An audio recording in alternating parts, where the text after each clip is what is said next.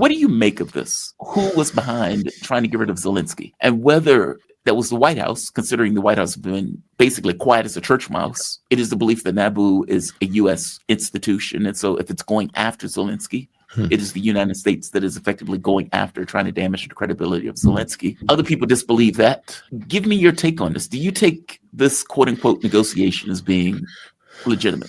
Let's just start with the negotiations and work our way back. Yes. The 28-point peace plan. Like, why stop at 28? Why not make it 30, 31, or maybe 38? Maybe make it 47. It's a joke. The way the Trump administration do these so-called negotiations is they decide everything themselves in absentia of the other parties, and then they present it as a fait accompli. And if somebody doesn't like it or has any problems with it, then Trump will throw his hands up in true Israeli style and say it's a perfectly good deal, and they rejected it. What do I derive from this is that they're saying this now. They're in serious talks with Russia about bringing the conflict to an end. Well, they've been in serious talks with Russia, and it resulted in what? Nothing. Trump could flip-flop by Monday and then flip-flop again the following Monday, and next month be in a wholly different place altogether. So the problem is here, it's not just Trump. There's nothing that the U.S. can say or do short of an embargo for weapons and support for Ukraine that would prevent the Europeans, the British, or the Ukrainian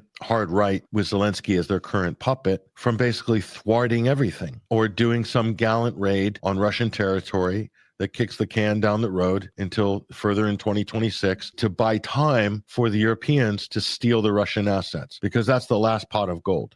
Some of that money will keep the show going for at least a year, maybe two. Brussels is coming up with a new scheme every month to basically sell this war. And you remember sort of 4 or 5 months ago, it was, we've got this $800 billion plan to rebuild Europe's defenses. And, Germany's going to be at the hub of this. And we're going to increase the budget deficits of the main European NATO states, and that's going to pay for this rearmament of Europe to confront Russia. They ditched that because that was a non-starter, as I and others said at the time. But this latest one's called the SAFE Instrument, SAFE, one of these. They're running out of acronyms. This one's a beauty. This one is war bonds.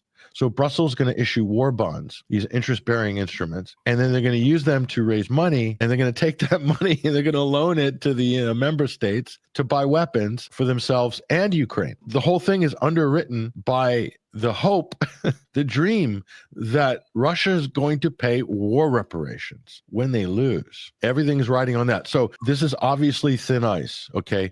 So that's why there is this gang rush to steal Russian assets.